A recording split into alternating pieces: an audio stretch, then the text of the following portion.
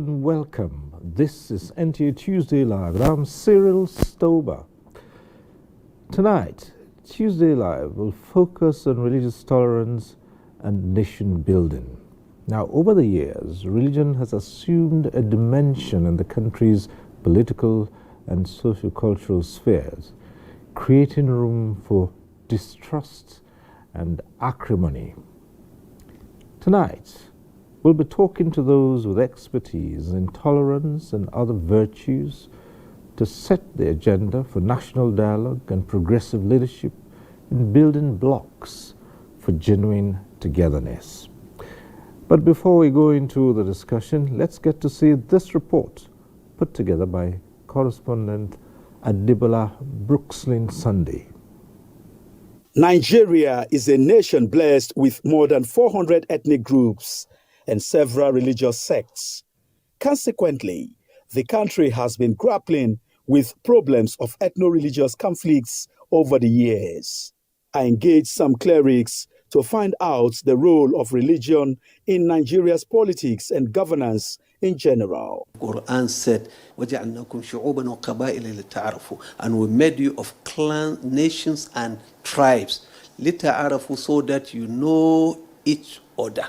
That means understanding each other here is talking about tolerance. Religion is that play a critical role in the mind shift of human being, the influencing people. So if we look at what's happened or the trends of things, we can also look at our religious leaders and encourage them to please pass the right information across to people, because they play a significant role. They are nation builder in a way. They are influencer. What they say carry weight. Ethnicity and religious intolerance, observers said, have led to several ethno-religious conflicts in Nigeria. From the fact that, leaders have not been able to understand the importance of religious tolerance in national development, and the interests of individuals, particularly politically, educationally, interests of individuals are placed over and above the interests of the nation. Are there parts of Nigeria's constitution that talked about religious tolerance and harmony? The Constitution of the Federal Republic of Nigeria, 1999, has amended. It's Section 10, which recognizes Nigeria as a secular state. It is a secular state. There is no state religion. That's what the Constitution states. No state religion. And to that extent, all religions are equal under the law. Loving ourselves. The Christians loving the Muslims loving the Christians, the Northerners embracing and loving the Southerners doing the same. If we cannot do that, tolerate one another, respect one another, because we are Nigerians with constitutional rights, with fundamental human rights. We must tolerate one another. Then the issue of equity and justice in the way they share national offices. Keen observers of daily issues in Nigeria said religious intolerance is more than a topical issue due to its relevance to survival of the Nigerian nation. Our differences, they are there. They will continue to be there. But out of all these differences, one Nigeria should come up. Definitely we are different, but let us tolerate that differences. If we do that, we move well, and our own nation will be greater. You can have twins from the same mother, identical twins, look at the same thing, give different interpretation until we now agree to accept our differences. That is when we can now begin to talk about nation building. Democratic governance and election of politicians of high caliber who are patriotic, selfless, and people-oriented, observers affirmed, could effectively solve the problems of religious intolerance in the society that will translate into making the country a better place for all. Adibola Brookslyn Sunday.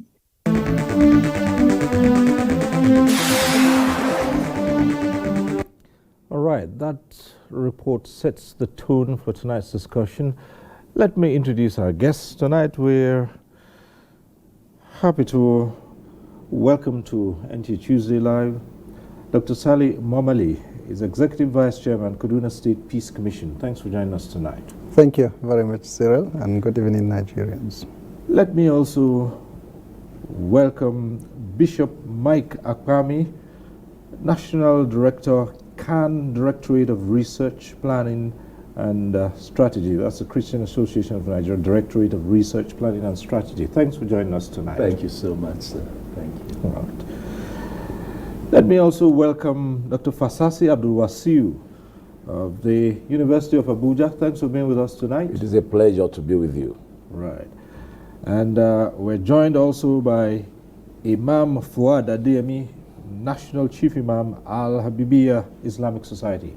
Thank you so much. Good to be here. And joining us from Ibadan via Zoom is Professor Jacob Kehinde Arinatayo. He is Professor of Religious Ethics, Religion and Society at the Department of Religious Studies in the University of Ibadan. Prof, thanks for being with us tonight. Thank you, sir. Right. Well, as you know, NTA Tuesday Live at some point goes interactive. It means you can join in the discussion. But when we get to that part of the program, we'll remind you of the procedure and the process. But straight away, let's go into our discussion tonight, which is about religious tolerance, nation building, and its place. So let's begin to look at this matter from the various angles. Religion has played a huge role in everything that's happened in this country. But it would seem after all these years, even with the acknowledgement that Nigeria is a secular country, there's no state religion according to the law, a lot has still been happening, and a lot of the challenges that we have in Nigeria today stem from some religious issues leading to many instances of intolerance and violence on the most part. So let's situate this. What is the position of religion in the development of a society such as Nigeria's? Okay, thank you very much, Cyril. I think generally, by the nature of humans, there are things they value, be it social, material, cultural, or anything. And it's the natural way the Almighty has made the human being. There are things he knows, there are things he respects, there are things he values. And that these things will vary from one individual to another, and will vary from one community to another community. It will be similar where certain circumstances and conditions guide or orient the people to have that common belief, that common system. And it might be also different in another environment where such circumstances differ. So for this reason, globally, one of the major facets of human existence is faith. And by faith, it means divine belief that any given society abides or respects or orients itself towards that. In Nigeria, like in many other African countries, there are three dominant faiths. The first faith being not in any chronological order, but we have these three faiths. What we call the African traditional religion, which is a mixture of different values and beliefs that people hold away from the monotheist religions that we have. Then the second one is, the two other ones are Islam and Christianity, which are among the monotheist religions, the religions that people believe have books of prophets and through divine inspiration. So these three faiths coexist within the African space and also within the Nigerian space. In the recent years, especially from the period of colonialism today, two religions have become most dominant, the Islamic faith and the Christian faith. And it seems there is continuous contestation for supremacy between the adherents of these two religions. There is sustained fear of one form of either domination or fear of conversion that exists within the Nigerian society. And this fear is being used to reinforce many other differences, to define many other aspects of the Nigerian social system, the Nigerian political system, the Nigerian economic system, where every group will try to have some sense of dominance or will try to see that its beliefs and values are most influential. And I think this provides the basic foundation for what we are seeing in the economy, in the policy, in the culture, as well as in the inter-community relations that have significantly affected social harmony, peaceful coexistence, and even our political processes like we just saw in the just concluded national elections. All right, thank you so much. And I'm picking out a number of words you use here, the struggle for supremacy. But as I go to Bishop Mike Akpami, it's a question I'd still like to raise. If we agree that over time, two religions have become the dominant ones in Nigeria, Islam and Christianity, and if we also look back and agree that there were certain African traditional beliefs and practices which might be referred to as African traditional religions, why the struggle for supremacy, and how does that blend into a collective desire to build a unified nation, seeing that of these three that Dr. Salih Bomali enumerated, two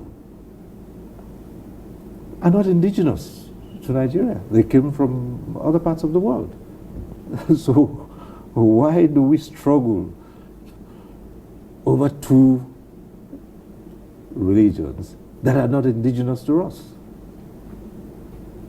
Thank you so very much, Cyril.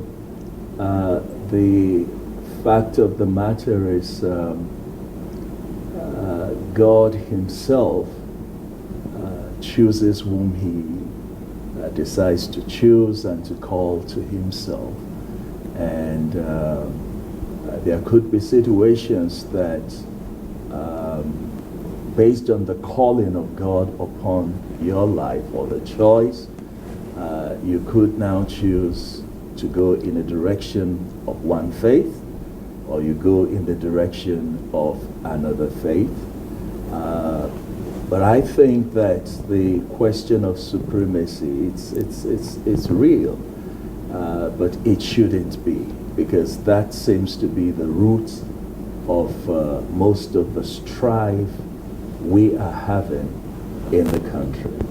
I know that the religions promote peace, not supremacy. They promote love, not supremacy.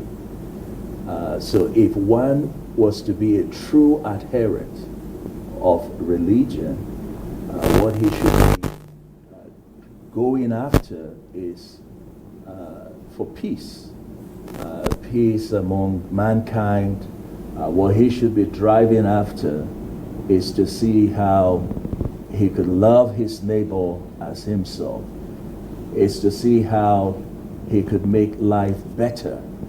And one of the things in scripture that I see that blesses me is that love does no harm to anyone. So if I'm a true adherent of my faith, then I shouldn't seek to bring harm to somebody else because his view is different from mine, his perspective, his beliefs are different from mine. If we truly want to follow God, then we must be peacemakers and we must be peace lovers. And I believe that that's what religion promotes, peace and love. Thank you so much. Well, Imam Adeyemi, we would put the same questions to you. You've done a lot and you continue to do so much in propagating peaceful coexistence, harmonious living among people of different faiths. You run a television program on that. You know, over the years, conflicts based on faith have dealt a heavy blow to Nigeria's fabric. Why does this persist? And what are we missing out here? Well, thank you so much. Over the years, experience has shown that we are actually not enemy to ourselves. We've been friends. We've been doing a lot of things together. If you remember in the yesteryears in ABU, not too far story, when everybody comes to school, they believe there's a Muslim man who could keep their money and everybody trusts him and they put the money in his hands. Everybody is comfortable. Nobody thinks of which religion he comes from. With my little experience on Abrahamic Mission, a program on NTA, which you rightly mentioned, two things I've been able to identify as our main problem. One, ignorance on the path of the followers of the two main religions, and two, selfishness on the part of the leaders of the two main religions. What do I mean by selfishness?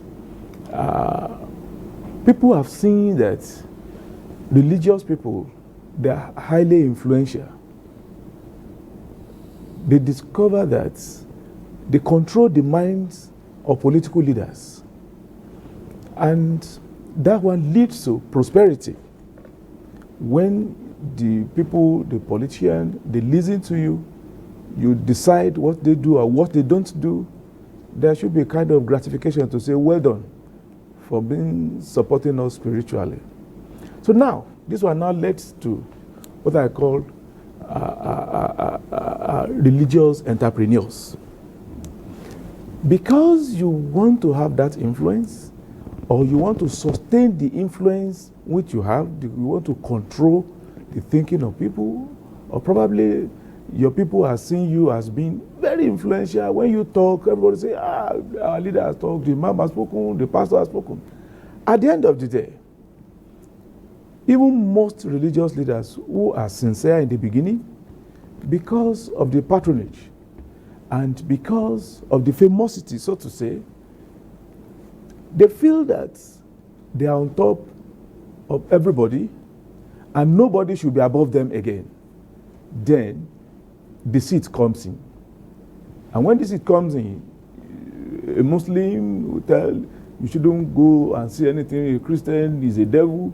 A Christian begin to say, don't talk to a Muslim, don't read their book, they are devilish, they are this thing. So by the time you continue like that, because people respect you, whatever you say, they listen to you. So with this listening, this followership, over the years, it was growing and growing and growing. We refuse to identify this problem on time until when we discover that these are the two main problems that we are facing. And I want to thank you once again because Abrahamic Mission on NTA, I receive about 500 messages at every episode. You see messages that you feel like crying. I received a message one day, somebody, I won't say where the person sent the message.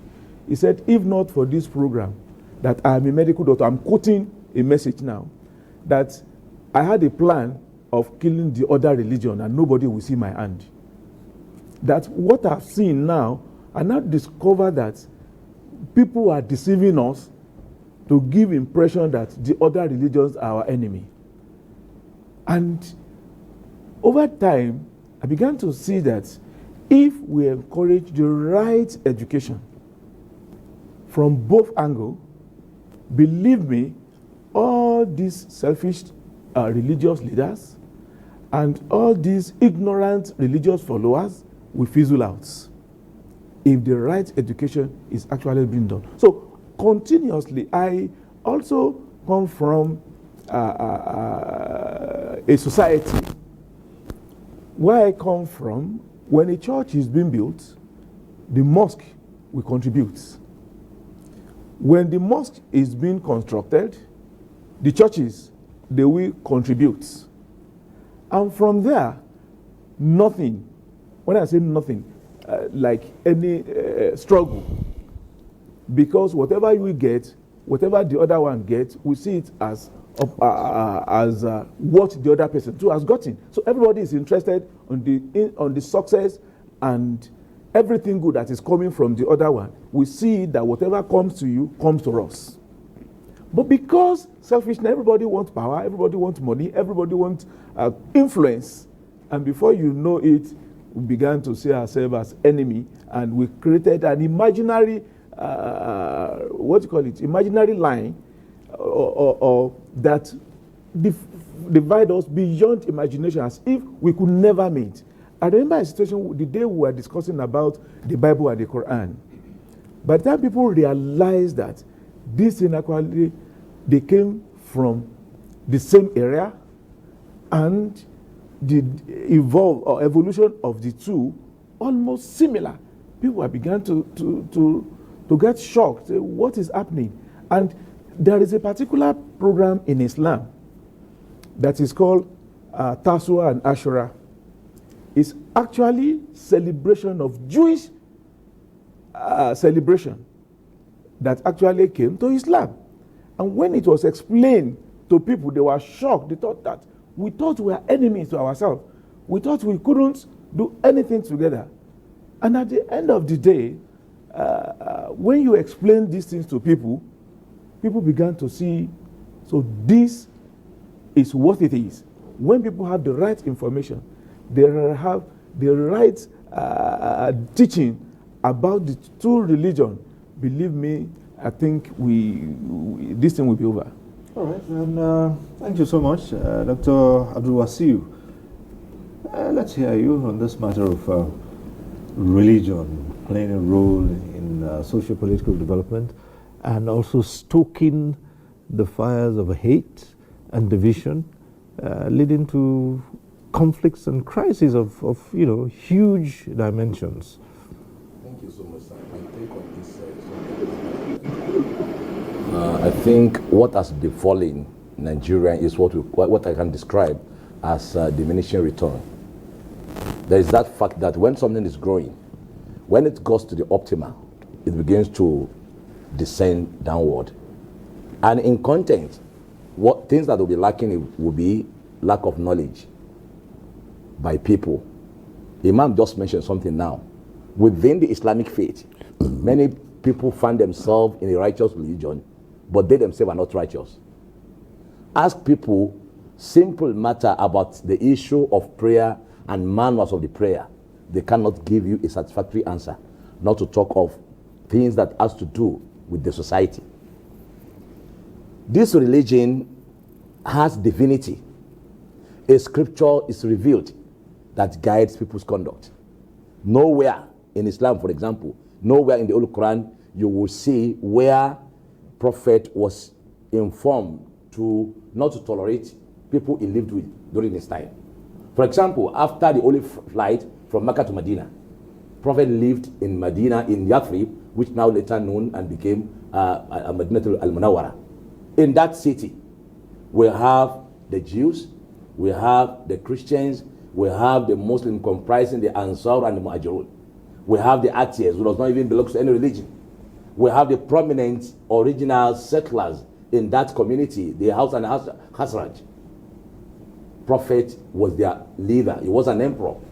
He led them without any hindrance. Individual rights were given to them. In fact, the Quran is very spectacular about it.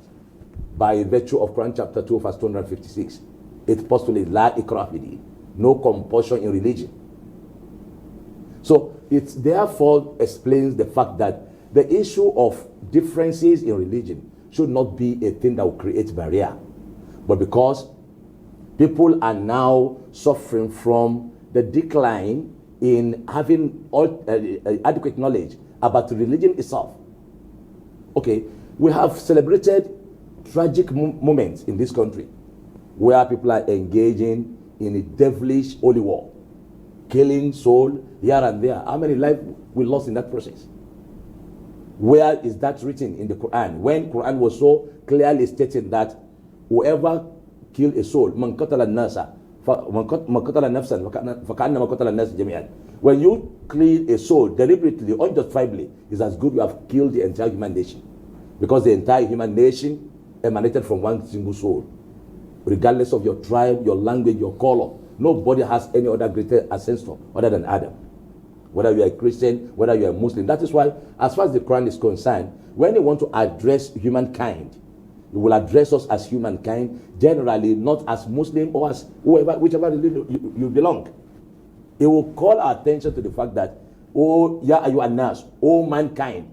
So when he says, oh mankind, regardless of where you come from, once you are having the character of humankind, you are humankind, and Allah will address us generally. That is to say, there is something that brings us in common in that regard.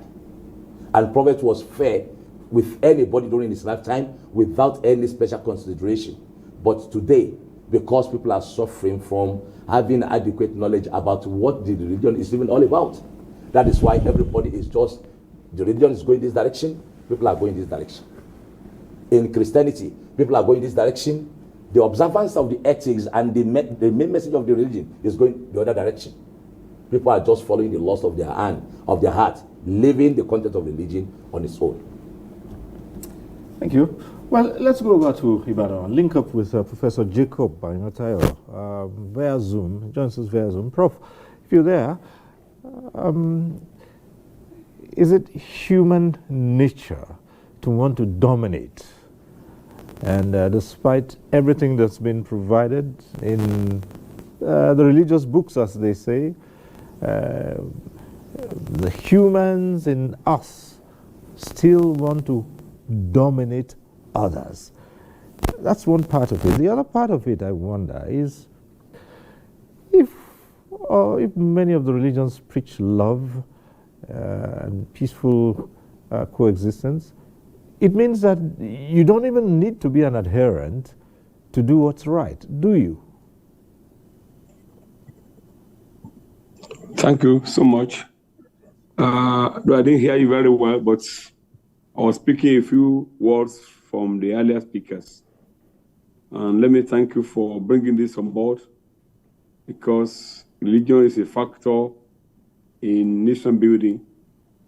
And over time, we have seen how religion has been used by religious practitioners. I want to say with emphasis that there's no problem with religion. We only have problem with religious practitioners, because inherent religions are four basic things which are cardinal in all religions. That is creed, code, oath, and communion. By creed, we are talking about the fundamental belief system of a religion. Domesticating it, we can talk about the five pillars of Islam and the creed of Islam. We have the Trinity and the five belief system in international religion. We have code. Code refers to rules and regulations guiding man and man relationship and God and man relationship. We have evidence of this in the Quran and the Hadith and Sunnah as well. So in Christianity, we have the 10 Commandments and other commandments. In traditional religion, we have Ifa couples and other traditions. Then we call it the third category is cult, C-U-L-T. Every religion is cultic. It means it has to do with association. Religion is practiced in a group. It's a group thing. So those practice Christianity, they are called Christians. And those practice Islam, they are called Muslims. So the last one is communion. Anything called religion has to do with communication between God and man.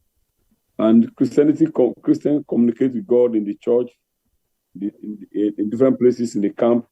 So also Muslims do the same thing in the mosque. So what I'm saying, on that account, all religions are religion, and religion is a product of culture. Well, coming down to our own argument now, religion is not bad in itself. It's people that makes it bad. It's like holding a pen. The pen is meant to write, but you can use that pen to hurt your friend. So what I want to say, so I don't dominate your discussion, is that the problem with us is with our leaders. And we have mentioned this over time. The way somebody become religious leaders and go to the public to preach in this country, is not good enough. There's a need to have a good understanding of what to say. In some advanced country, there's a mini census. Censorship does not suggest gagging the freedom of religious practitioners, but it has to do with whoever is coming on board to preach, to understand the rudiments of religion, to understand that all these religions, they have much in common. And on that account, you cannot just come and be saying what you don't know about other religions. So there's a need to have a good and sound theoretical understanding of the religion. What I want to say in the sense that it's an area we need to look at. And a few of us have been advocating for this. But before you become imam and a pastor, you want to come to the public to preach. There will be a license so that you know what to say and what not to say. Religious leaders, they are the ones that are causing much wahala here because religion is more like a business. And a few of us have argued that you can Google my name, because I don't want to advertise, but you can see some of these things. What I want to say in the sense that for us to have peace, there's a need for religious leaders to understand the theological understanding of the two religions, particularly because we have area of parallelism where they have similar issues and ideas, and this can be reconciled for people to live together. Tolerance is important. Tolerance has to do with admitting that apart from me, there are other people around us. Apart from me occupying this space, there are other people are there, and we're all made by God. So tolerance has to do with admitting that apart from my own opinion, other opinions are important. And on that account, and I want to say, I will be telling my students, those of us who are claiming to be Christians today and Muslim today, I'm a Christian, somebody is a Muslim. I would have been a Muslim if my father is a Muslim. Or the fellow who is beating his chest over there would have been a Christian if his father is a Christian. There was no any time in history that a child is born and was given an opportunity to choose between Christianity and Islam. When a child is born as a child. He doesn't get a name until 8 days or 3 days, depending on the culture. So what I'm not saying, what you are saying here is man-made.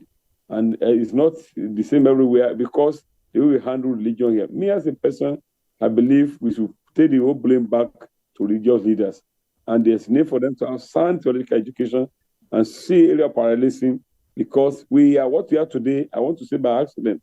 We hardly see somebody become a Muslim by conversion or Christian by conversion. We are born there by birth, or some become one by circumstances. And all these religions have many things in common. I will stop because of time. But one thing I want to say is that there's this thing what they call categorical imperative. Do unto others what you expect other people to do unto you. It's very common in every religion. In Christianity, it is mentioned. In Islam, say you are not a Muslim yet unless you wish for your brother what you wish for yourself. And it's common in all religion. But our religion leaders don't say this. And I want to say this again before I stop. There's an element that I think cannot be emphasized. There's what is called religious pluralism. Religious pluralism has to do with, apart from Christianity, we have Islam and other religion.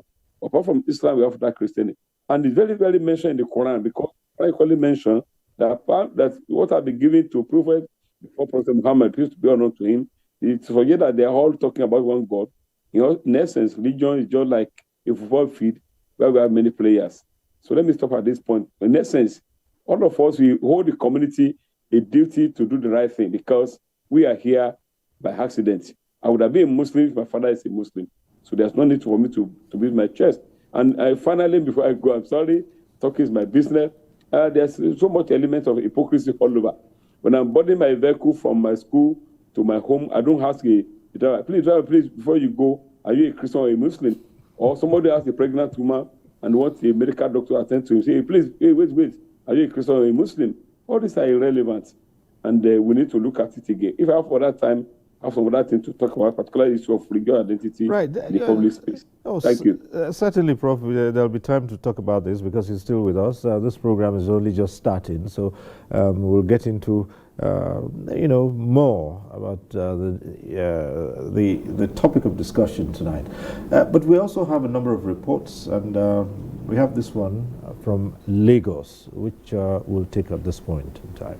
The ability to accommodate one another in spite of differences in opinion, belief, knowledge, and language is an indispensable factor for meaningful progress and development of any nation. This, in simple terms, is referred to as tolerance. To a keen observer of daily events in Nigeria, religious tolerance is more than a topical issue because of its relevance to the survival of a nation. Don't look, maybe this is Christian, this is Muslim. We are one, and we are the same human being. If there is love, there is everything. The Nigerian situation is peculiar and often regarded as unpredicted, as divergent views, for instance, can escalate, causing tension, with some ascribing religious and ethnic undertones to them. In spite of the challenges, however, there are many positive factors that promote peaceful coexistence. We have people who are Christian who got married to Muslims. I also have Muslim brothers who also got married to Christians. So the intermarriage is there. Now, how do we now destroy, a relationship that is beyond human making? So we have to learn to live together with one another, and we don't need to try to impose our ideology, our doctrine, our religious belief on others, because everybody has their own set beliefs. So we need to do that by accepting one another.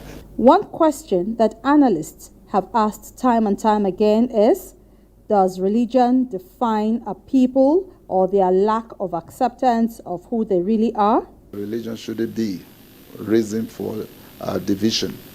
We should be, in my family, I'm an archbishop. In my family, we have Muslim, we have Alhaji. We eat together, we dine together.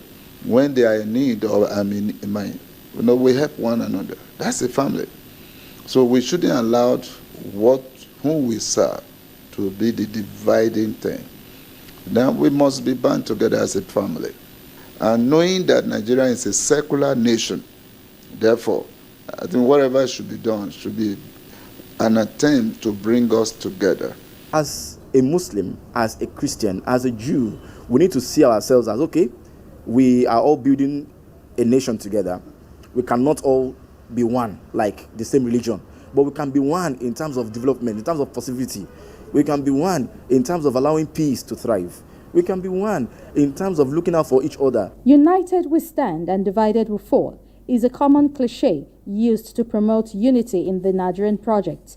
Many believe that there can be meaningful progress and development if religious tolerance and actions that can promote violence are tackled. They also say the citizenry can uphold their trust for one another and see themselves as one rather than different people. Adeola Komiakere.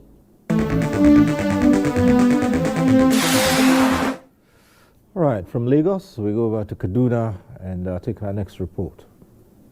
In a social sense, peace is commonly used to mean a lack of conflict and freedom from fear of violence between individuals or groups. Kaduna State, the former capital of northern Nigeria, has had its own share of conflicts, displacing people and communities ranging from communal to religious. Individuals in our communities and the country at large. If there's no peace, we will not be able to function well. There's no government that can function well. There's no family that can function well if there's no peace. Our objective is that to go to the grassroots, especially to sensitize our youth, our secondary school students, our primary school students, our tertiary school students, so that they know the importance of peaceful coexistence. To put a stop to these, concerted efforts by adherents of the two major religions have been on through various means by sharing gifts and celebrating with one another, get towards improving the peaceful coexistence enjoyed in the past. What will make our country a better country is when we accommodate these different shades of opinion, these different interests that we see around us. And the beauty of this country is those differences we have. If you remove those differences, we will not be what we call Nigeria. Honestly speaking, you won't even enjoy this country. So for those who are finding it difficult to accommodate, to tolerate, to accept others, I plead with you that there is no better way of helping this country to be what she is than tolerating and accepting and embracing and listening to other shades of opinion. The Prophet Solomon, he migrated from Mecca to Medina. When he arrived in Medina, he made about 4 to 5 categories of people. The Muslims, the Christians, the Jews, the polytheists, and the hypocrites. But Prophet Solomon was able to bring all these different sects together to the extent that they even they reached a unanimity of the famous Medinian Pact.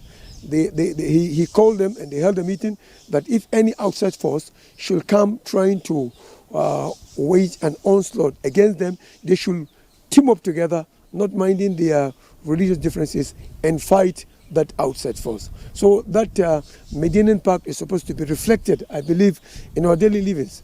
Peace is a concept of societal friendship and harmony in the absence of hostility and violence. To achieve the continuous effort by different groups need to be sustained.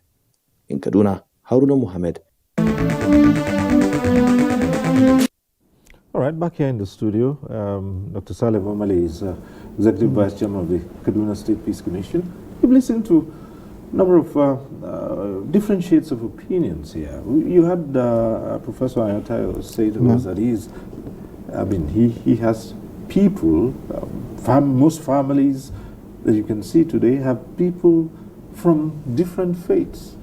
And it doesn't change anything. You have people who show up and say, look, I am in this religion simply because I was born into it. Yes. I mean, the baby at birth had no choice to determine what to be. And some people grow, to become adults practicing that faith. Yeah.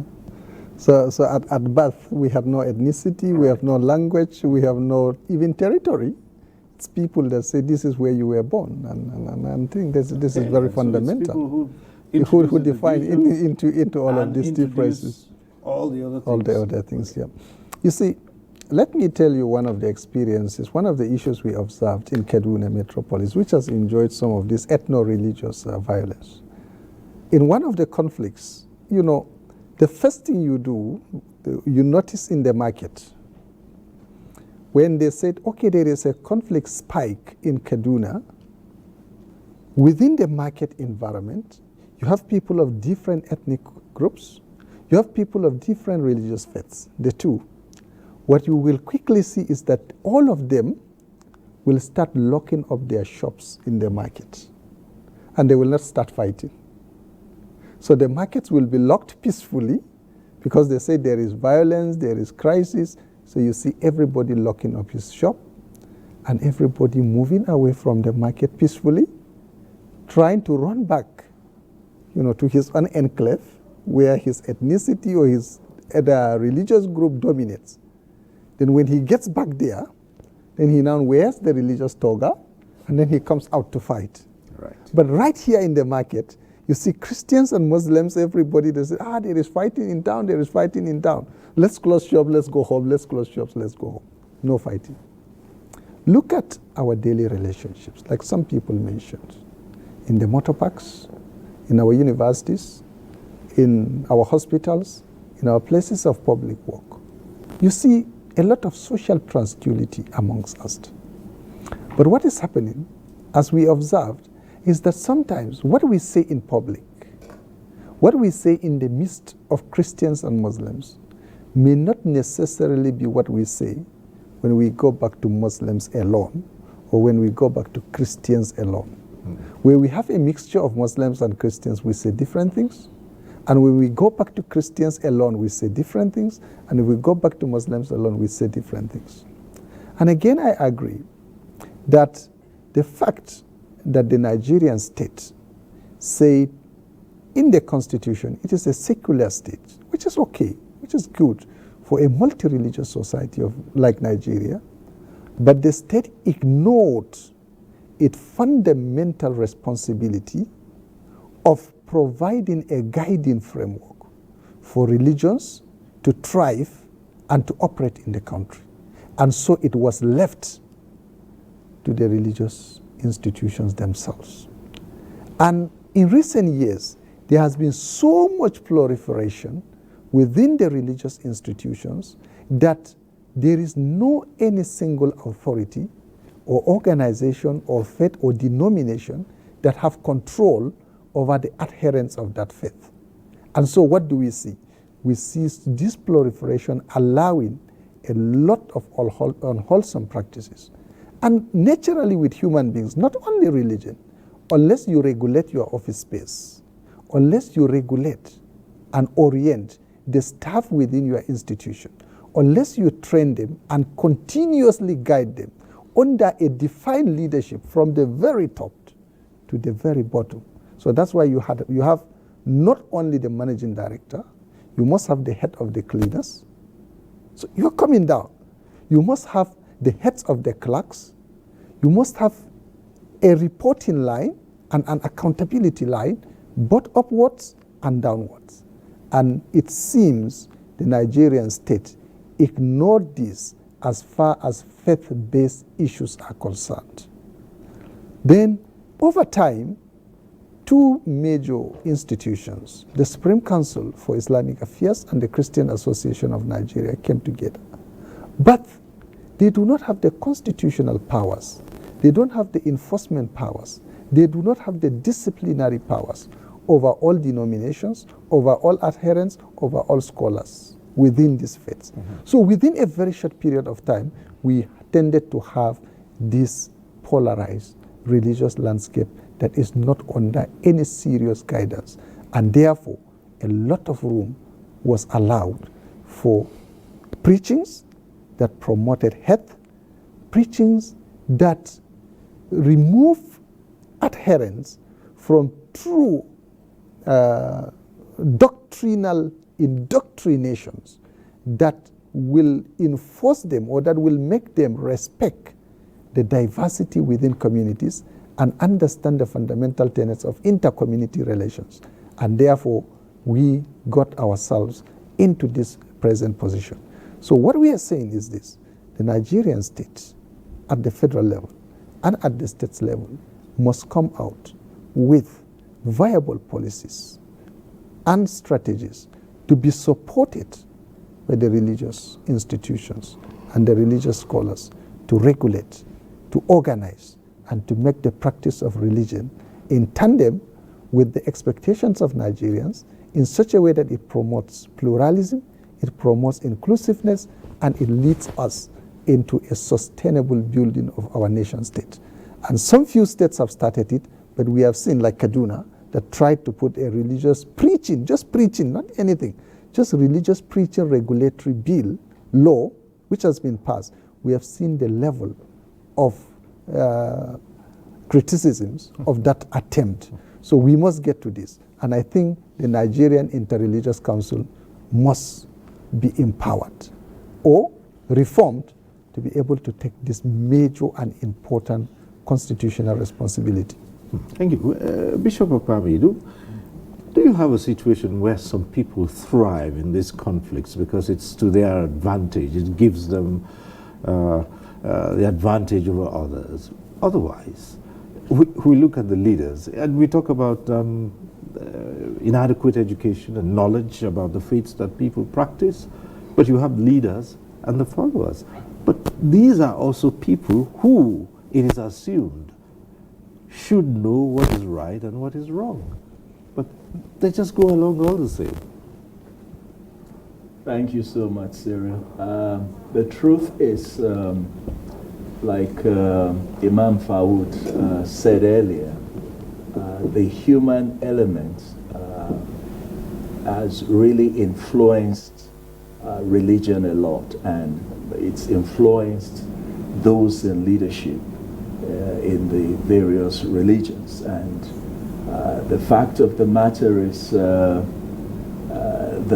fear of God that should dictate the pace in what religious leaders do is being eroded. Somehow men seem to love their pockets, love their stomachs, love their bank accounts more than the fear of God. And because the fear of God is missing, there is a lot of compromise. Sometimes religious leaders know, of course, that some of the things they have set out to do don't have any biblical backing, but sometimes they just go ahead and do those things. I think primarily the fear of God should come back to all of us. When the fear of God comes back to us, you see, if I'm a true adherent of Christianity, what I should aspire to do is to make God look good, is to promote God. It's not about myself. It's not about my little enclave or my denomination or my Christian faith. The most important thing is to make God look good, to make God look attractive, to present God in a way people will understand Him. But when selfish element comes in, as it often does, then the focus shifts from God to me. How will I make my family better? How will I travel out on holiday? How will I make my bank account look better? How will I become more famous? The focus shifts from God to me, to the individual. And that becomes the bane of true religion, in which we begin to rather promote ourselves, promote our beliefs, promote our ideologies, instead of promoting the values that God intends for us to promote. So for me, I would think that rather than look out for personal benefit as a religious leader, I should look out for the collective benefit. What can I do to make the society better?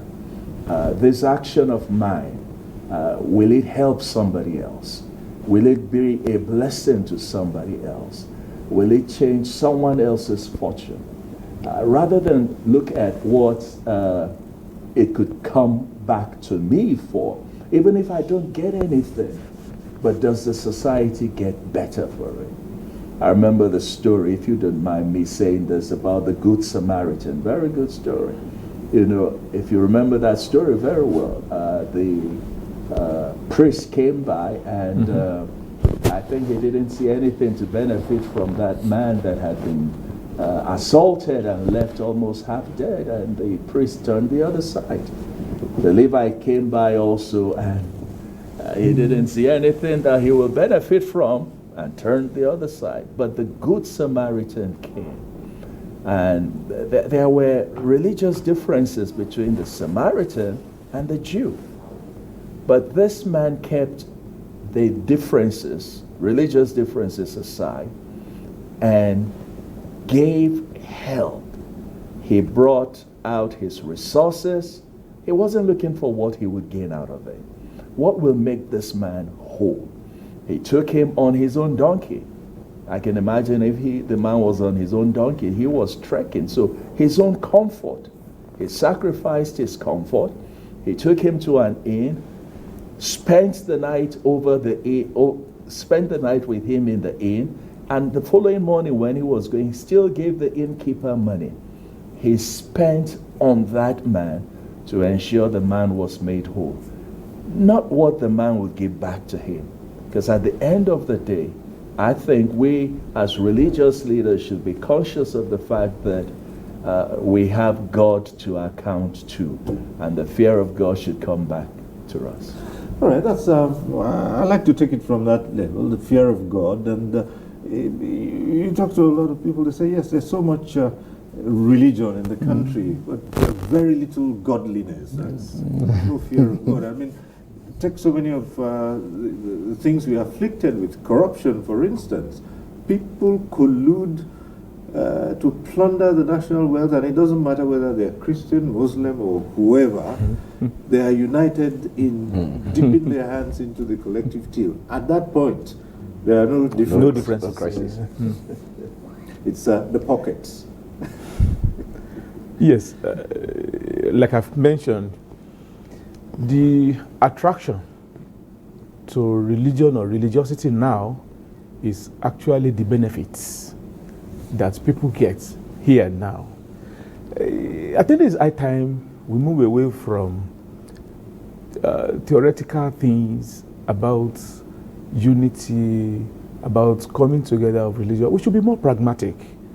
With what the doctor mentioned, the Okada riders, they have gotten a society or committee now that if any Okada riders ride recklessly, it's reported to their headquarters. They have a way of disciplining that Okada rider. If the vehicle drivers, the other drivers, the car drivers, if you forget something in their park or in any car, just go to their headquarters. You forgot something inside a particular car. They'll say, do you know the number? Say, I know the number. Say, don't worry, come back at some time. You will get it back. Why is it that those people who condemn the job, they do not have control over themselves? And this is what I'm talking about, pragmatism in the area of religiosity or spirituality, which we claim to be. Yes, it might be difficult for government to say you want to control the entire religious. The moment government comes in, you will see cries here and there. I think there's a way government could do it, that this thing will work. Because unless there is a control now, if we are not careful, this thing might actually consume all of us. Because people are so blind to what they are looking for, to the level that they don't care whose house is God. How many people are destroying as much their pocket is ensured, like Bishop said, in as much their family are covered, and nobody is seeing anything wrong with this. We think they are our leaders. I don't see these people as leaders, I'm sorry.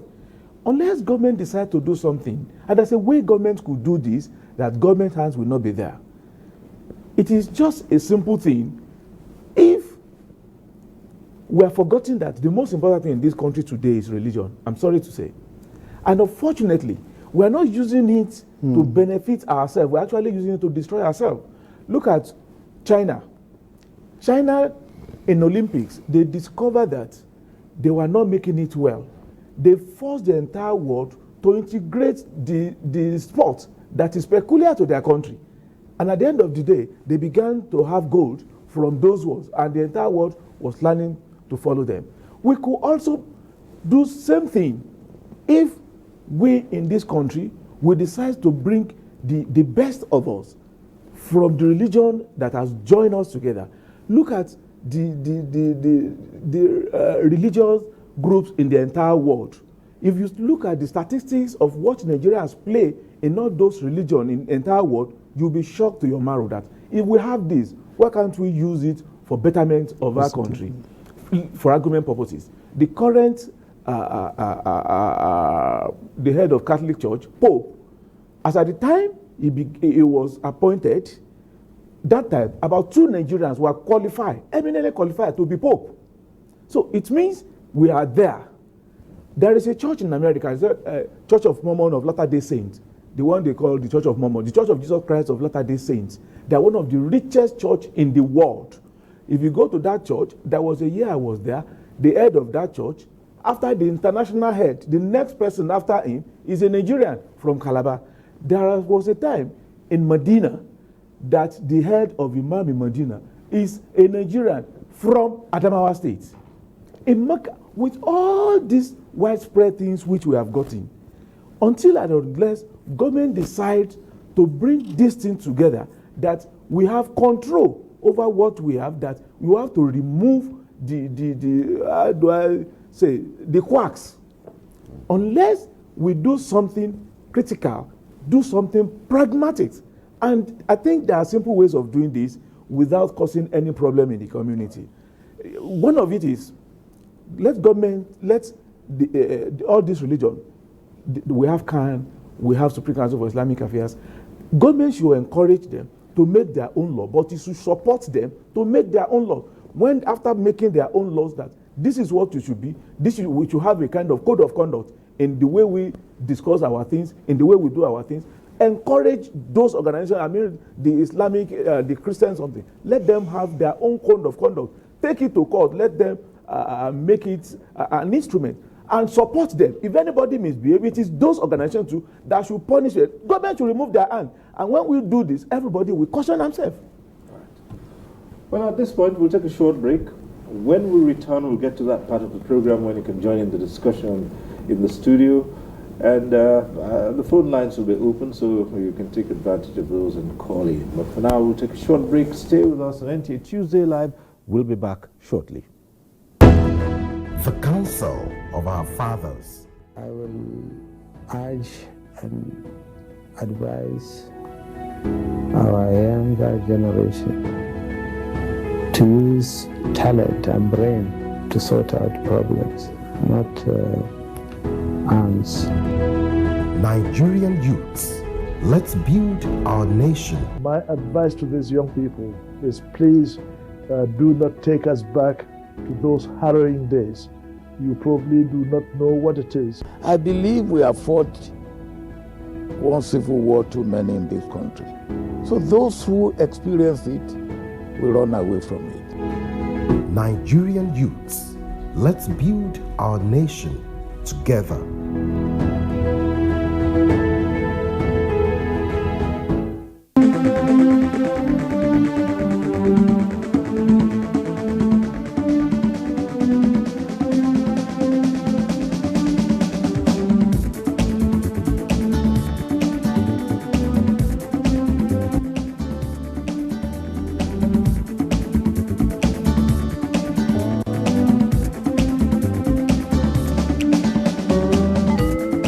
NTA Tuesday Live, a network issue-oriented innovation talk show. Thanks for staying with us, and we're at that portion of the program now where you can join in the discussion in the studio. The phone lines will be open in a short while. The numbers will be on your screen. You can call in. We say this every Tuesday. If you're calling in tonight and your call gets through, do us a favor, turn down the volume of your TV set to avoid the hurlback or the echo. We also encourage you to go straight to the point, not to worry too much about the greetings, just a simple hello would do. And whatever issues you raise, I guess we're willing to attend to those issues and take them on. So keep the calls coming through. Well, let's go to Dr. Fasasi Abdulwasiu. You heard the other speakers. There are so many things that happen. When it suits many citizens, there are no religious divisions. But when the time comes to gain that added undue advantage, suddenly remember that I'm a Christian and he's Muslim. What occasions such a tragic moment is what we have spoken about and will continue to talk about, because it's something that is constant. And I'm saying that to get out of such sorrowful situations, we need education, we need knowledge, because knowledge is power, knowledge is light. On the part of religious leaders, on the part of the followers of those religions, especially the dominant ones. The foundation, for example, of Islam, which I believe is the same thing in Christendom, is built on knowledge. The stand of Islam is that Allah said you cannot really practice Islam without possessing adequate knowledge. You continue misfire all over. And I want to pick an illustration. I'm not trained in journalism. How dare can I come to this studio and say I want to, practice journalism? I will begin to misbehave all over. And what you begin to see, the reflection will be negative. On the part of religious leaders, we have people who have been given certain titles like Sheikh, Maulana, whatever, but they lack adequate knowledge about what Islam is all about. Go to interpretation of the verses of the Holy Quran, you will be shocked what they interpret them to be. These are people who are canceling people. Look at their followers at the same time. What did they understood about Islam itself? When the lawgiver has said, you cannot practice this religion. That is why for those who are well informed, you hardly can see them being involved in those crises. I have seen an extremist who wrote a book, All Christians Are Going to Hellfire. Where did you get that? What evidence are you going to support that? From Hadith or Quran? I have also seen a writer who said, Muhammad, one of the idols of the Muslims. These are very provocative expressions. manhood, one of the idols of the Muslims. But you see such people committing such huge error as a result of ignorance. They don't really understand what underscore that what religion itself, not talk about the content of those religion. To get out of those problems, there is a role to be played by parents. There are roles to be played by government to educate and sensitize people. The boundary and the gate of religion and the need to tolerate one another. As far as Islam is concerned, the use of the word brotherhood has been given meaning in 3 stages. Brotherhood as in human race, like I mentioned earlier, and that is supported by virtue of Quran chapter 4 verse 1, where man's sense is called to its origination from Adam alone and no any other person. Whether you are in Asia continent, Africa, Europe, whatever, you are all from Adam. So that is to say that anywhere you find yourself, beyond even Nigeria, once that person possesses the characteristics of human being, you give them that respect and dignity to human person. Another interpretation is given to brotherhood at communal level. You belong to the same community with someone else. There is imperative need for you to respect that person, deal with them with justice and equity. At family level, I have a family I belong. You have your family you belong. In my family that I belong, it is not just possible for all of us to belong to the same faith. Allah said it explicitly in the Quran, that if He so desires, He will have made us one nation, one tribe, one religion. But He has His own reason why He has made it in a multiplicity. So we need to go along the way the lawgiver and our creature wants it. So that's without enlightening people and possessing adequate knowledge about the religion itself, we may not be able to get out of the problem. All right. We have our first caller tonight, Usman calling in from Eula. Hello, Usman. Go ahead.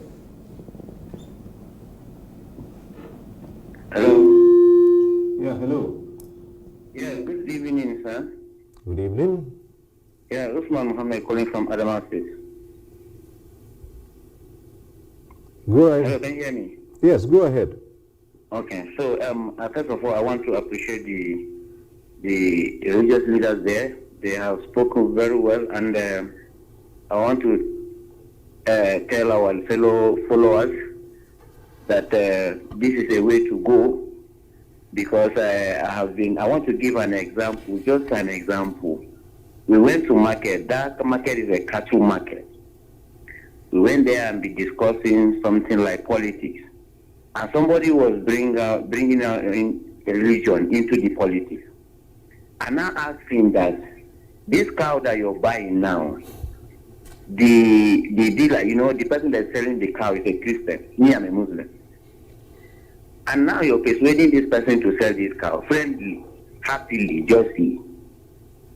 And when it comes to another way, you now say that this is not a Muslim, this is a Christian. Why not buying the cow? Because the cow is from a Christian person. So these are the things that we have problem with. When you come to in this life thing, you support somebody because you want to get something from him. And the heaven that you're the hereafter, the judgment is hereafter. You don't have the power to judge. You don't have the power to give heaven or give fire. You are fighting somebody because he's not from the same religion. And when you come to business, you do business with him very well. I told them that these politicians, they are doing the same thing in the top. Like we are buying cow and selling. That is how they do in their offices. They do together. Why not we do our own together? Even in the politics, we just do it together like this, happily. So these are the things that we need to tell people, that this religion is not a do or die affair. Ar-Rahman Ar-Rahim. In this world, you do whatever you do. Most importantly, if you do not affect me, if you do something between you and your God, you know the judgment. There is a judgment, of course. So there is no need we begin to fight ourselves. Don't harm me, I will not harm you. All right. Let's do our business, benefit ourselves. Thank you very much. Right. I really enjoyed this program. Thank you very, very much. Right. Thank you very much, Usman. Okay. Thank you. Okay, let's go back to Ibarra. Professor Jacob Arimatayo, I believe you're still there. and I'm hoping that you can hear me clearly this time around. There's something that bothers me all the time, and I'd like to put this question to you as an academic.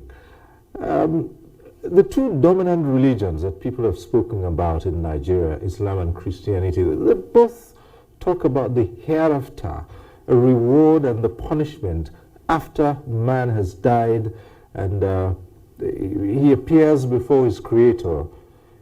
Do you think that in itself is too liberal? Because it would seem to me that those who practice the traditional religions are more scared of sanctions when it comes to things. I mean, people think about something in the future and they're not quite sure, but the traditional religions will tell you, if you do this, this will happen to you right now. And we have seen cases. You know, so some people are saying, is it that these religions are too liberal in sanctioning those who do wrong?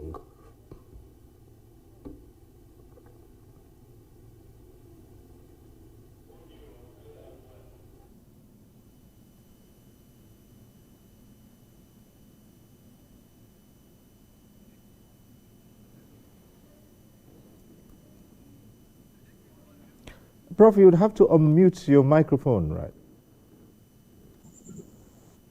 Yeah, I'm back. Thank you. Thank you, sir. Yes. Yeah, I said thank you for this observation. I want to talk as an academician, not as a pastor. I'm not a pastor. I'm not an imam. And this second thing I want to say is very important. One, religion is a product of culture. Religion emerged from the culture of a people. And that is why, if we are talking about the Bible and the Quran, all the passages of the Bible and Quran, they are products of the culture of a people. For example, the Bible says, as mountains surround Jerusalem, so I will surround my people. So what you have in the Bible, they are reflections of the culture of the people. So also in Islam. So by the time Christianity and Islam are brought to us, we are taken away from our own culture, our own traditional religion. And that is what we know very much. I want to say, studies have shown that those who are claiming to be Christians today, they know little about what Christianity was all about. And those who are claiming to be Muslim today, with due respect to our leaders there, they know little about what Islam is all about.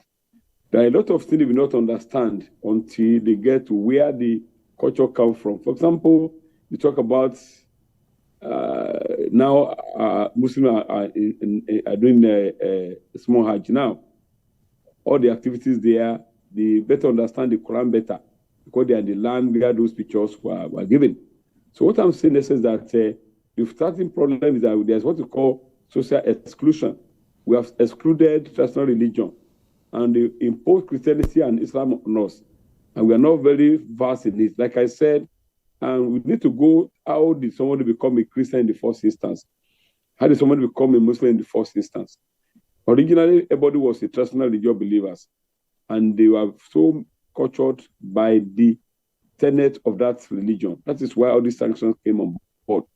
But Christianity and Islam came with some element of leniency and some what we call permissiveness, so much that you can go scot-free.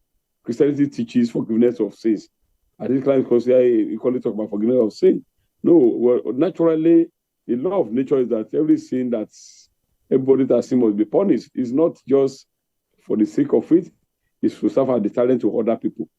But the trouble with us today is that this religion, they are foreign religions. I know some may not be happy for me to say so, but that is the real fact of it.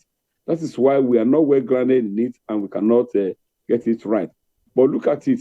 Even all the religions, core religion, that's why I was able to say the first instance that all religions have all the four C's: creed, code, court, and communion. But by the time those things were imposed on us, we have lost our bearing. And today, sir, experience have shown that many Christians today, what they know about Christianity is what they got from their pastor. And on a daily because they say, oh, my pastor said this, so also my imam says so, and all those things. They realize so much what their pastors say. And with due respect, we have so in my studies, you can Google my name with due respect. I've explained this time without number, particularly in my inaugural lecture, which I don't know whether I'm right to mention it. Now, what we need to do is that we need to know that religion is a cultural thing, and that we all got here by accident. But I want to challenge all of us because I may not have time to say so. Yes, people have talked about education. Which education? Religious education.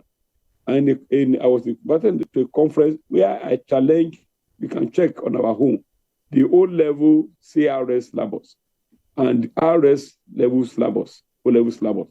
They are those things that to be reserved for the church and for the mosque. I say right now, from the beginning, and every Christian should understand what Islam is all about. And Muslims to understand what Christianity is all about. We need to know. And that is the starting point to have religious education at the elementary level, where everybody will be expected to do one religion or the other and do comparative analysis. And apart from that, I equally challenge religious leaders that if you think your religion is so important, don't preach to me. I don't need your preaching. Show me that your religion is better than my own religion by the virtue you have exhibited in your day-to-day activities. I equally challenge the Christians as well.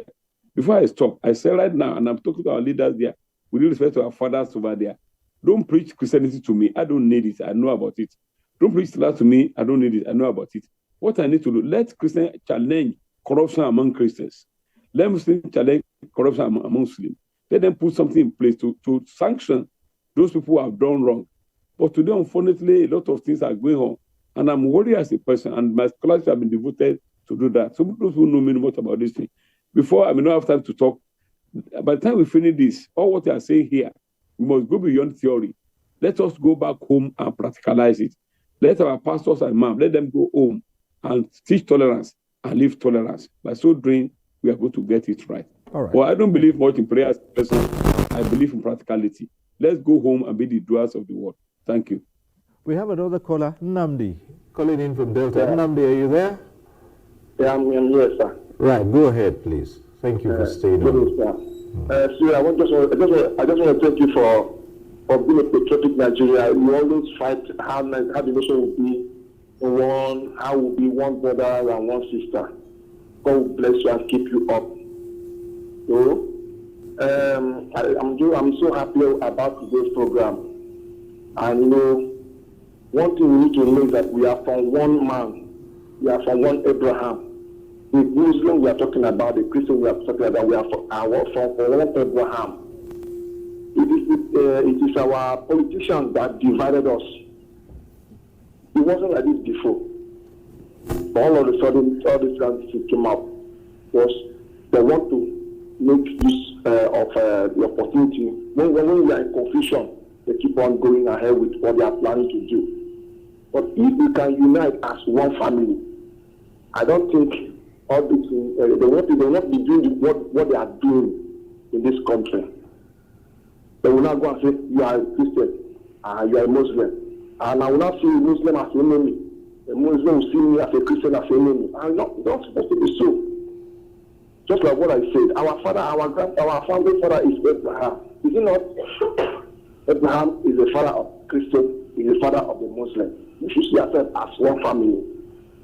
My suggestion, sir, I don't know how we pass this message to go to radio station, whatever medium we can use to reach every nook and cranny of this nation. So we will stop fighting ourselves. Like me, I have Muslim brother. Like now, I just left a shop where I went. I met him there. We were just chatting and discussing. Sometimes you buy me a drink, sometimes I will buy him. The drink I will go our way. Don't worry, but most of us don't even understand that we are one. So I will just take Nigerians to see everybody as one person. We are a Muslim and a Christian. We are one from one family. God bless you, sir. Thank you. Thank you very much, Nnamdi. Back here, Dr. Salim Amali. And who should speak out against evil, wrongdoings? Again, if you say that the leaders should guide the people, what happens when someone who's called leader is clearly deviating from what is right? Who should stand up against evil? A lot of it happens all the time, and someone goes on the pulpit and he spews hate. Someone goes up and during a sermon spews hate, and the people applaud and swallow it hook, line, and sinker, and yet they know it is wrong. I think, Cyril, knowing something is wrong or right is highly subjective, especially in a divided and polarized society. What I perceive as right when it involves me, I will also perceive it completely as wrong when it involves the other person. And I think this is the irony of not only in Nigeria, but this is the irony of humans in general. When I do something wrong, I try to provide explanations, I try to give justifications, but if somebody does that same thing, I wouldn't even accept or understand that, oh, there is a reason or there might be a motive or else. So it's generally so. And that's why we have to have systems. We have to have institutions that should be beyond partisanship. Institutions that must be able to be apolitical, to be able to look at it from the point of view of consensus. And therefore Nigerians and our religious scholars must come together of both faiths to come to a consensus that this is what we accept as people of faith in this country, and this is what is unacceptable for us as people of faith in this country. And second, so that is why importantly, the government must come in as a neutral body. Not because we have already agreed that Nigeria is a secular state and the state institutions are secular institutions. So they must be able to have the credibility and must be able to work with the adherents of these two faiths and the leadership of these two faiths to come to a common understanding. And again, what we always tend to forget is whenever governments set up institutions that have to deal with issues of religious matters, they're not bringing in people from outside the faiths. Predominantly, it is those people that belong to that faith that you find. For example, if you look at the Nigerian, the Pilgrims Welfare Boards, the Muslim Pilgrims Welfare Board, you see substantial scholars of both faiths in these public sector institutions. If you come to the Nigerian Interreligious Council, you see many of these scholars, but the state must be able to come and provide leadership that will bring together the adherents and the leadership of these faiths to come to a common consensus that this is what is acceptable to us as a nation and this is what is not acceptable to us as a nation. That's one. Fundamentally, the Bishop and Imam Fawd also mentioned, we have not positively utilized religion in this country.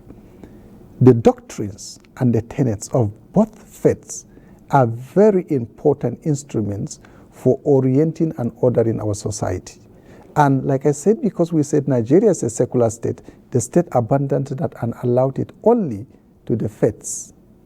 And because the leadership of some of these denominations and the multiplicity of these denominations have made it very difficult for these denominations to enforce these adherence to these doctrines, to these courts, to the accepted ways of doing things of both the Islamic faith and the Christian faith.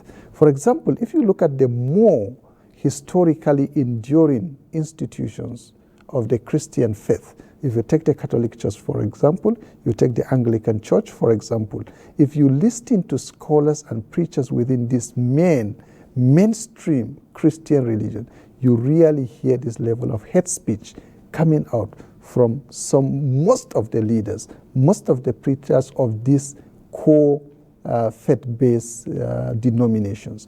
If you take also the Islamic faith, for example, if you take the Tariqa, you take the Qadiriya, and some of the other more enduring faiths that have lasted, you tend to see their scholars also being more cautious and more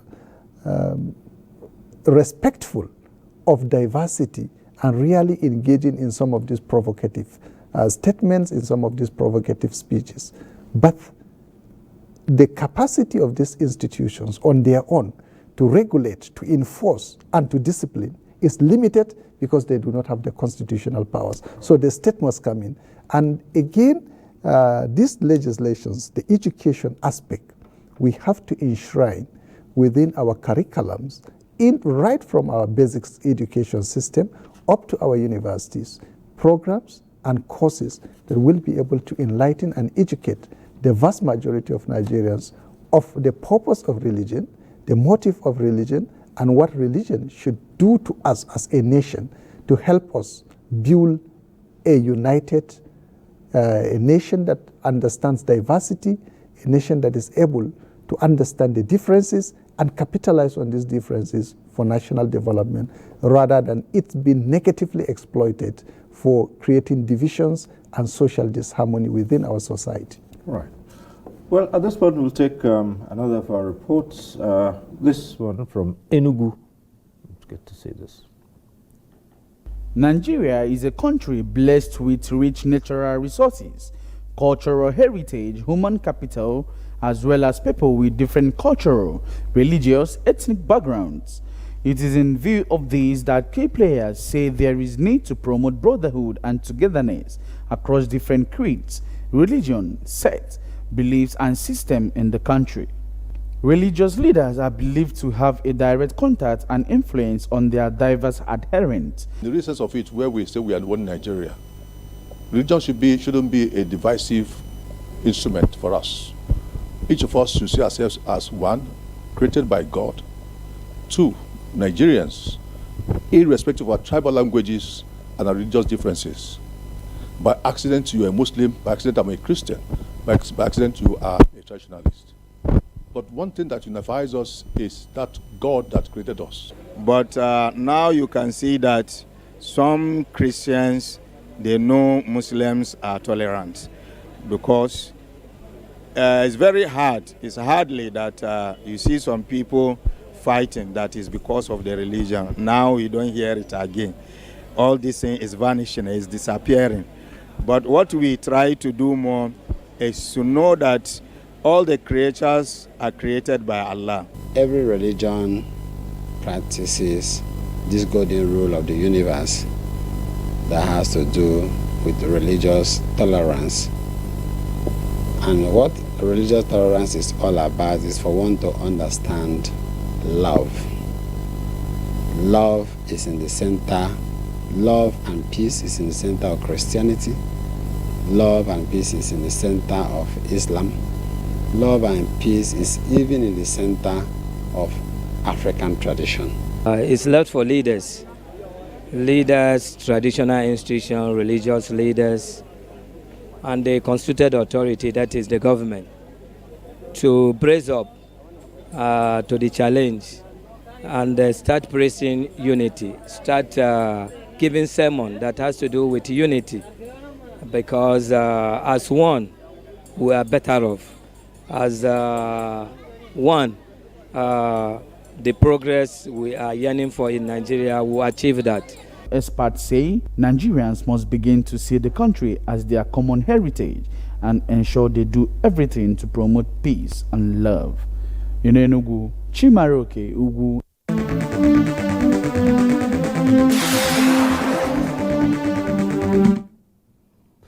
Right, back in the studio here, Bishop Micah Akpami.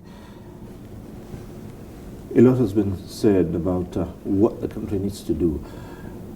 One aspect that most people have recommended is ensuring justice and fair play. When that is done, then it would not matter what faith has been practiced or not. And we still seem to have situations where justice is colored by matters of faith. That's the truth. Justice, thank you, Cyril, seems to be colored by matters of faith, because if the judge seems to be from a particular faith, it might influence the outcome of a judgment.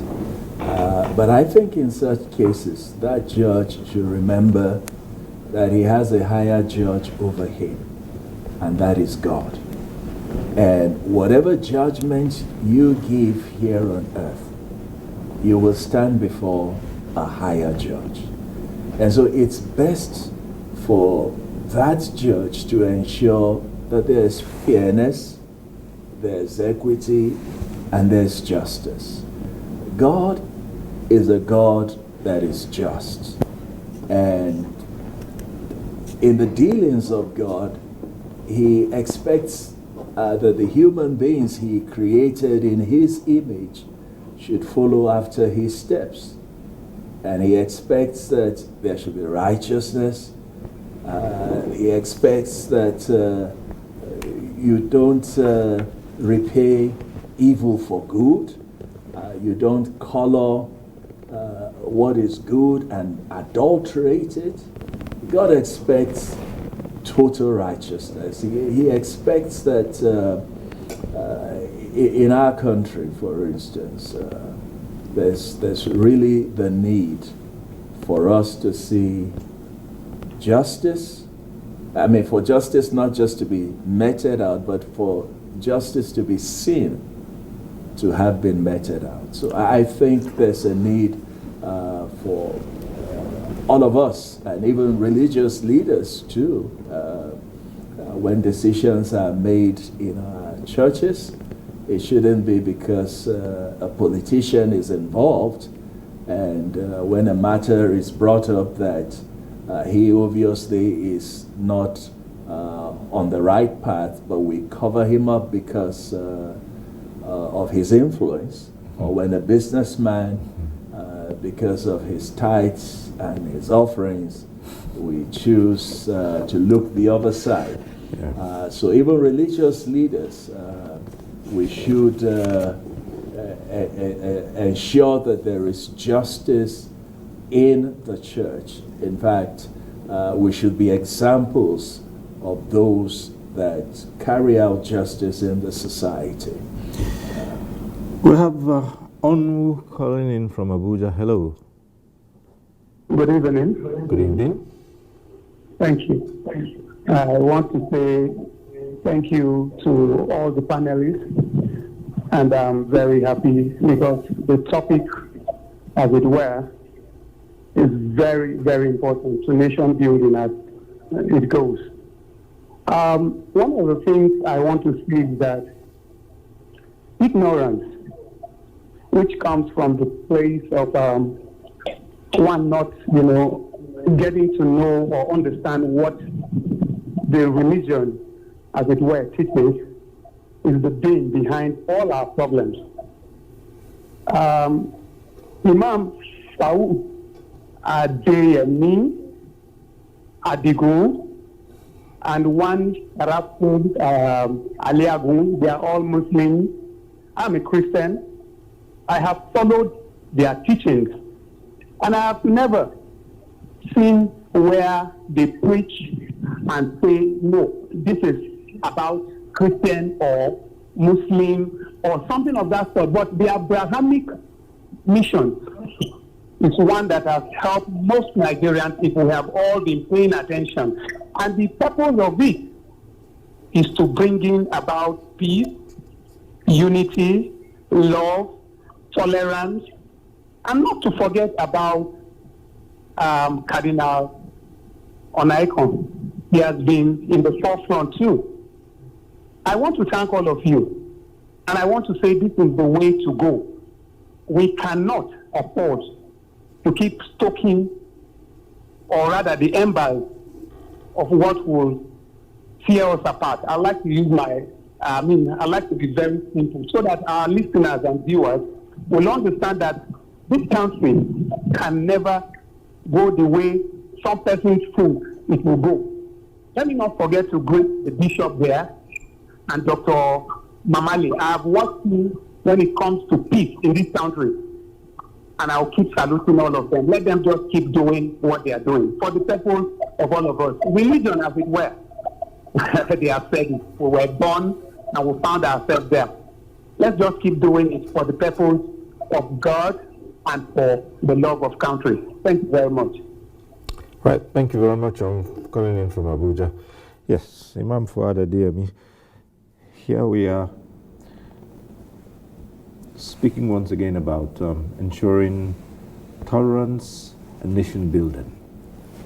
And the place of government and the state has all been clearly elucidated about what should be done and what shouldn't be done. There's resistance sometimes when the state wants to get into it. And some people have said, look, maybe another way is to take government completely out of this and de-emphasize faith in all our doings. Sometimes people point to, some others say, look, maybe we should return to those traditional faiths. They have their reasons. For instance, they say people take public office, they take oath using the holy books. And no sooner than they finish taking those oaths, they begin to do untoward things. When you tell them, take oath using Ogun or something like that, they know what. Well, I think because of the way we take religion to be now, that with all humility, we are all deceitful. As far as this religion is concerned, we say one thing in public, we do another thing where we are not. The issue of looking for a kind of strike when somebody misbehaves, I think it's just because we have misplaced the concept and teachings of those religions. If you remember, in the early days of these two religions, they are actually the one that used to change the thinking of the people for better. They correct and coordinate the life of people in a positive manner. And if you look at the, what do you call it, the expansion or the evolution of this religion in our country, I'm sorry, what I know most is about Islam. Most people accepted Islam based on its simplicity in the way we do things in life and in the way that the issue of punishment is actually being put there. For example, the way in which people are stealing this nowadays, it has become pandemic. Now, to the level that even religious who are supposed to talk, they are also partakers in this issue. Now, the issue is there's no punishment, like you rightly mentioned. In Islam, why there's no punishment is because it's not a full Islamic country. Go to any other countries that are mainly Islamic. I had a very surprising experience about 2-3 weeks, just a week before Ramadan. I was in a particular country, I don't want to mention. I forgot my phone in a public place. I was in a taxi. I was baffled because where I was going to, everything I wanted to do in the other place I was going was actually on my phone. My leg was shaking. At the end of the day, the taximan said, young man, why are you doing like this? He said, you will get your phone. I said, what do you mean? He now turned back. When we got there, I met like 3-4 people. They say, I'm looking for my phone. Your phone was there. Just go there. And I got it. Where I got it, where I kept it. Nothing touched this thing. Because they are feared that, please, I'm coming. Now say, if anybody take that thing, that a lot of cameras are watching, that person will end up in prison that same day. Well, you're probably remembering your Nigerian experience. And our last caller tonight is Jacob, calling in from Wukari. Hello, Jacob. Go ahead. Our last caller tonight is Jacob, calling in from Wukari. Yes, sir. Yes, sir. I really appreciate your program. I've seen you live. But what is being the difference only in the northern Nigeria? If you look at the Yoruba, the Muslim Yoruba and Muslim Yoruba Christians and Christians, brother and Muslims, they're living together. But in the north, we are not doing that. That's what they always do the difference. Look at the examples in Kaduna State. Look at Kaduna, they were the Abuja as a Christian, but now we don't have it. In Niger State, we have to discharge as Christians. We don't have it. But in Yoruba land, you can't see that difference. Because most of the difference, the religion always goes on the north. So the problem, all this crisis always goes on the north. So let the north state, the leaders, the religious leaders, the politicians that also brought this crisis in the north. Thank you, sir. All right. Okay. Well, Dr. Abdul Wasiu, you had the last caller there. He believes that the problem is more in the north of Nigeria than in the southwest. Well, something close to that might be the conceptuality of some people. But for me, I see it from a different angle. I see it from the perspective of individual weaknesses and natural deficiency. And then we should also do away or look at it from faulty logic and reasoning. For example, every human being, every race has certain peculiarity.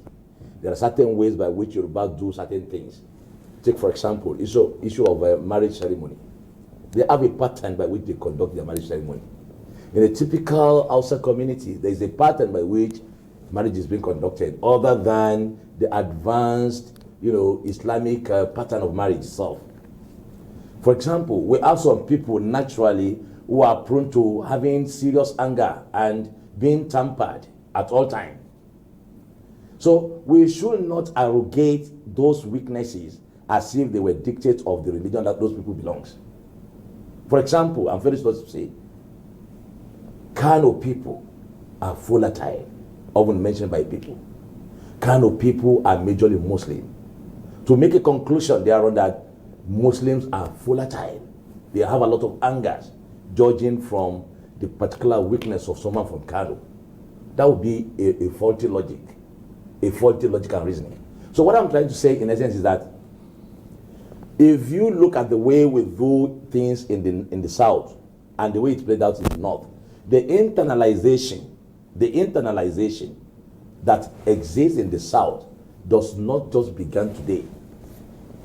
The Christianity and Islam came to meet people there. Imam mentioned something earlier, like my own father. Our mother is an idolater. She's a traditional worshiper.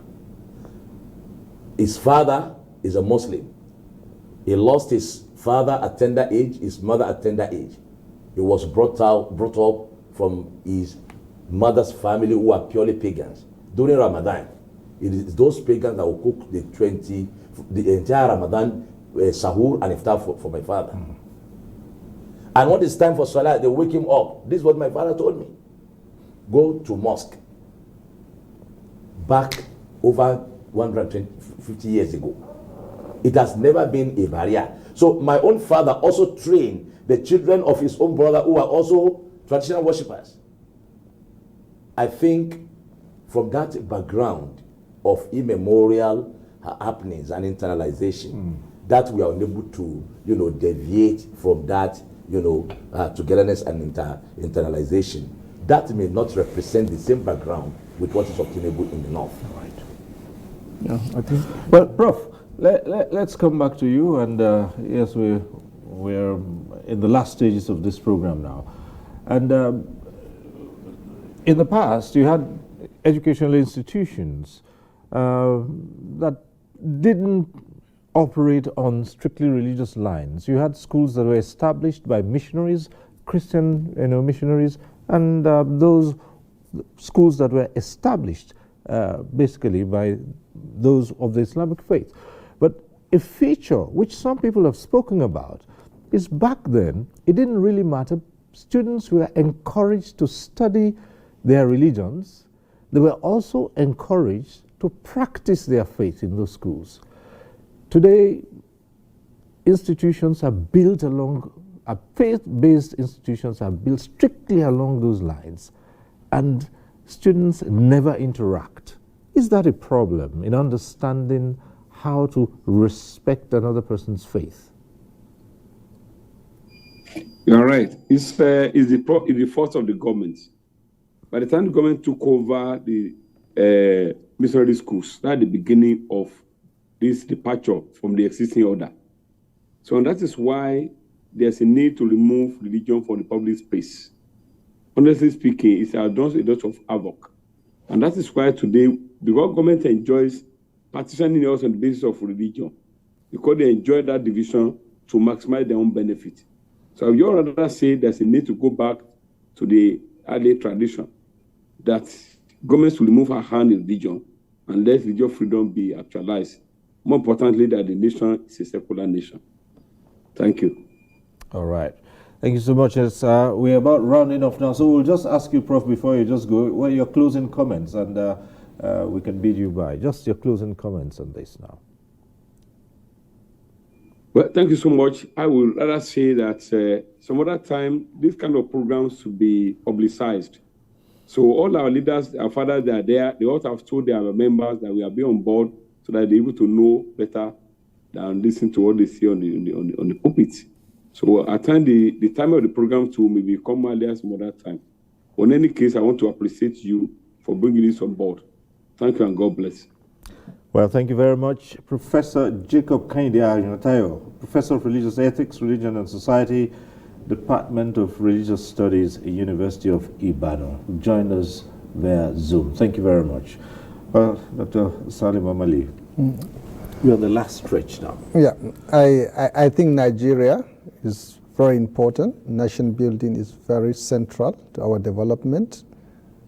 Both adherents of faiths and the leadership of these faiths must recognize their responsibility to the citizens of Nigeria to help in addressing the various issues that are facing this country. They have more fight to do in orienting Nigerians, in stopping the ongoing carnage in terms of banditry, violent crimes, radicalization. They have more war to deal with in these areas than war between the faiths. So I think our religious institutions, our religious scholars have a lot of work and a lot of contributions to make in engaging our young people, giving them the right oral orientation, the right moral upbringing, in helping our parents, our teachers, our technocrats to respect the rules of law, to help this country to stabilize and to grow positively, and to guide our political leaders without bias and without inflaming embers that further polarize our country. Thank you. Thank you so much. And Bishop Mike Akpami, Yes, sir. your closing comments generally. Well, I would encourage love should be our greatest pursuit. Love because we are all human. We come from God and we will go back to God. And there's a need for us to minimize our differences. There's a need for us to forgive each other. There's a need for us to be more accommodating of each other. There's a need for us to be more embracing and tolerant of divergent views. I remember I traveled some time ago to in a group to a foreign country, and one of the peddlers, got on the bus and was trying to sell a product, and obviously because of the tension in that part of the world, people in our bus didn't seem to want to patronize him. But he made a statement. He said, look, for the sake of the humanity that binds us, can you please patronize me? And I decided to buy some things from him. And he now went out of his way and gave me coffee. I mean, real hot, thick coffee. And how I needed it that day, because I was, So our humanity should be what binds us together, and we should do everything to reach out to one another in love and make this world a better place to live in. Thank you. Imam Fuad Adeyemi. Well, thank you. First and foremost, I want to react to what Prof said about education. I will encourage Prof to still come to NTA more. 11:30 every Friday on NTA, I think it was on network, and also 5 p.m. every Sunday if there's no football match. But if there is none, you actually see more of this, which we do on television. I remember the day we were discussing forgiveness and tolerance. Somebody called. He said he never knew that Muslims, they have forgiveness in their religion in his life. All what they tell him is that Muslims, they will never forgive, they are just killers. He said today, his mind has changed. He even called me and said so many other complimentary things. But the issue is, Bishop, we were together in one place recently, and I asked, do we all realize the thinking of God? Do we know the thinking of God? People were looking so strange. I know it from the Quran. The thinking of God is, God said, if He had willed, everybody would have been the same thing. Same religion, same tribe, same countries, the same thing. But Allah said that is not His own will, that He allows diversity. And it's that diversity that strength is. But we should not make a mistake that uniformity is not unity. Unity is not uniformity. We can be united doing things the way we are. Thank you. Thank you so very much. And Dr. Abdul Wasiu. Thank you. My parting word is that I want to appeal to all persons that we should not impute to the meaning of religion than the God who ordained the religion itself. And at all passage of time, we should not see ourselves as a warrior who is going to fight war for God. We are not competent to do that. Thank you so much.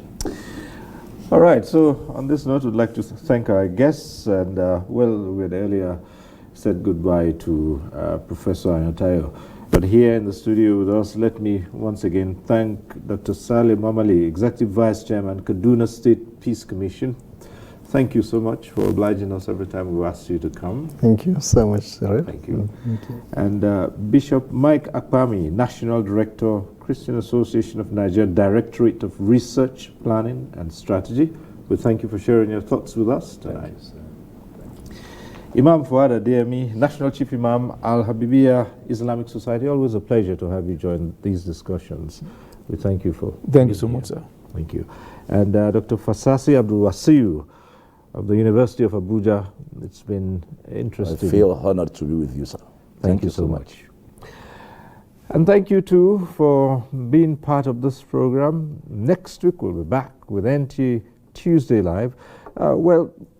These days we remind you all the time about the upcoming National Population and Housing Census, and just encouraging you to know that you count, be counted. I'm Cyril Stover. Bye for now.